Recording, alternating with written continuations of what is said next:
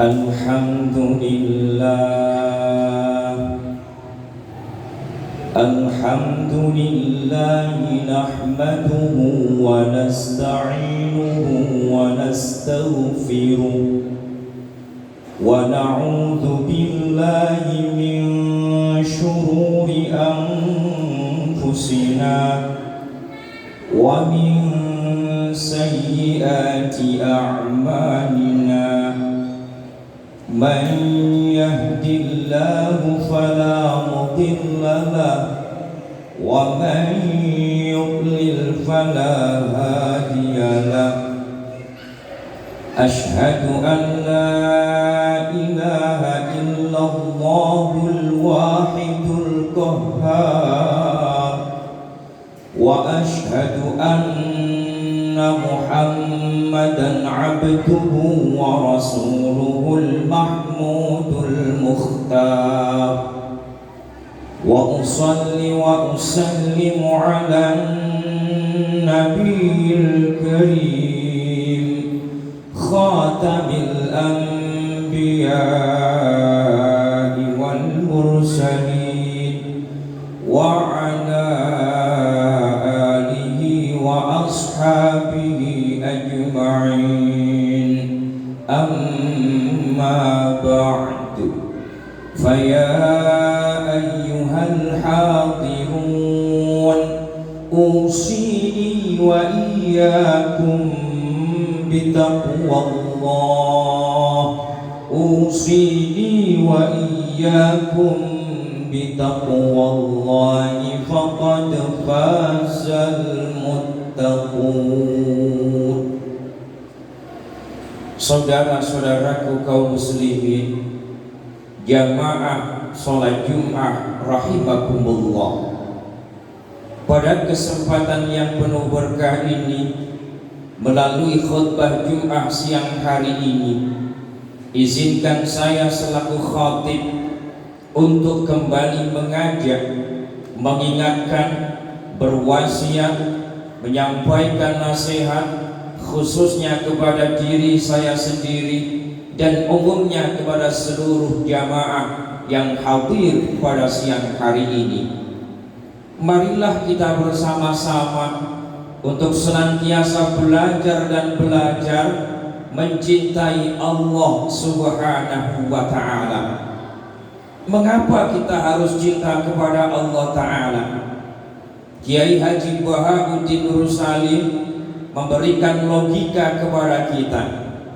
Kalau suatu ketika ada seseorang yang menggratiskan rumahnya, menggratiskan makanannya kepada kita selama setahun misalnya, tentunya kita akan mudah untuk mencintai orang itu karena telah berbuat baik kepada kita.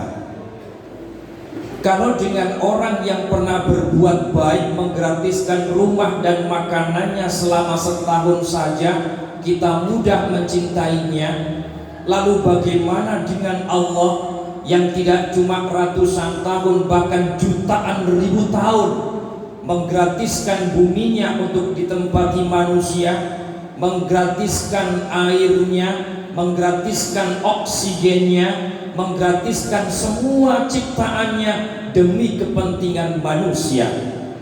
Huwallazi khalaqalakum ma fil ardi jami'a. Tentunya harusnya kita lebih mudah mencintai Allah Subhanahu wa ta'ala. Saudara-saudaraku kaum muslimin rahimakumullah, lalu bagaimana cara mencintai Allah Subhanahu wa ta'ala? Beliau menuturkan salah satu caranya adalah dengan mengingat-ingat kembali akan pemberian Allah Subhanahu wa ta'ala yang diberikannya kepada kita. Dengan kata lain, kalau kita ingin bisa mencintai Allah, kita harus menjadi hamba-hambanya yang pandai bersyukur.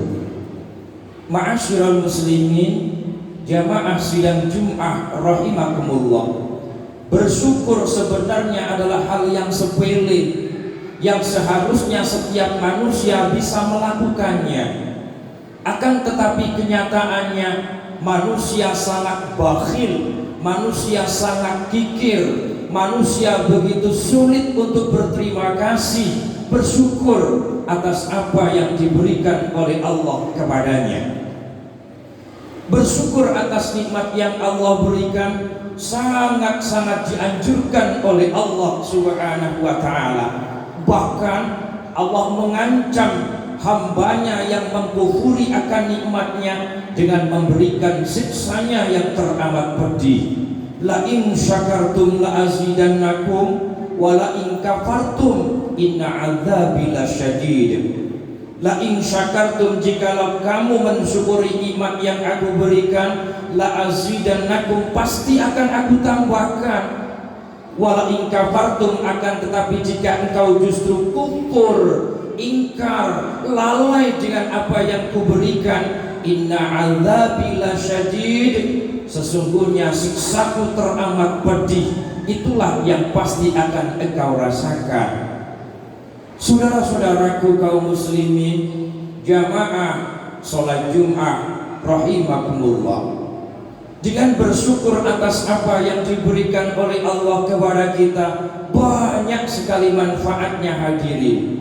Di antaranya adalah dengan bersyukur atas pemberian Allah, kita akan menjadi hamba yang sadar setidaknya ada sesuatu yang kita miliki yang mungkin tidak dimiliki oleh orang lain. Ketika kita diberikan sakit misalnya, tengok di luar sana banyak yang lebih sakit daripada kita. Ketika suatu saat kita diberikan miskin oleh Allah, lihat di luar sana masih banyak yang lebih miskin daripada kita. Kesadaran semacam ini sangat penting ma'asyiral muslimin, karena sudah menjadi naluri manusia tidak akan pernah puas di dalam hidupnya. Ia akan selalu merasa kurang dan kurang sepanjang hayatnya. Oleh karena itu Nabi besar Muhammad SAW mengingatkan, unduru ila man huwa asfala minkum wa la tanduru ila man huwa fawqakum. Lihat orang yang keadaannya ada di bawah standar hidupmu, jangan selalu mendongak ke atas melihat orang yang ada di atas derajatmu. Saudara-saudaraku kaum muslimin rahimakumullah, keuntungan bersyukur kepada nikmat Allah yang kedua adalah dengan bersyukur kita akan menjadi manusia-manusia yang tidak serakah, manusia-manusia yang senantiasa qanaah, nerimo ing pandumi Allah Subhanahu wa ta'ala. Ma'asyiral muslimin rahimakumullah, kalau syukur ini tidak bisa kita lakukan, maka yang muncul adalah sifat keserakahan, sifat tamak, sifat tamak, sifat rakus. Ini yang akan menjadi penyakit-penyakit manusia yang tidak mampu mensyukuri nikmat yang Allah berikan kepadanya.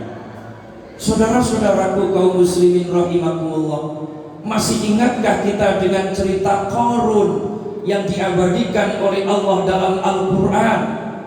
Qarun yang hidup di zaman Nabi Musa alaihi salam, yang tak pernah puas dengan kekayaannya. Ia timbun harta bundanya sekian banyaknya, hingga ia tidak bersyukur yang diberikan oleh Allah Ta'ala, hingga akhirnya ia pun dijebloskan oleh Allah, ditelan di dasar bumi beserta kekayaannya karena keserakahannya tentunya.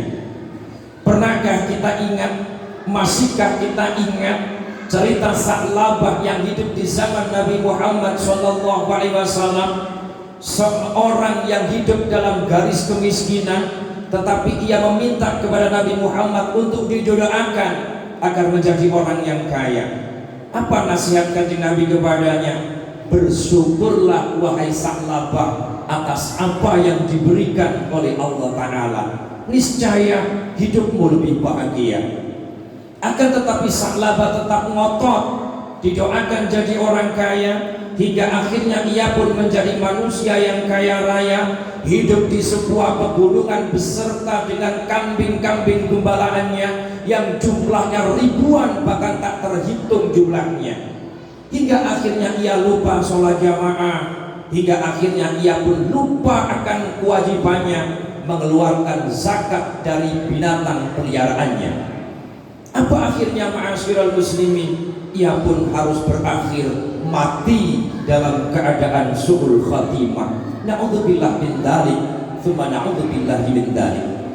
Saudara-saudaraku kaum muslimin rahimakumullah, dalam kehidupan sehari-hari kita pun bisa mengamati banyak contoh orang-orang yang rakus dalam kehidupannya dikarenakan tidak pandai mensyukuri pemberian Allah Subhanahu wa ta'ala.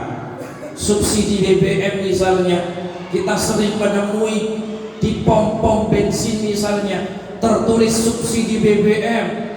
Itu sebenarnya dimaksudkan adalah subsidi BBM yang berupa pertalite, berupa solar misalnya, oleh pemerintah diperuntukkan untuk orang-orang yang di bawah garis kemiskinan.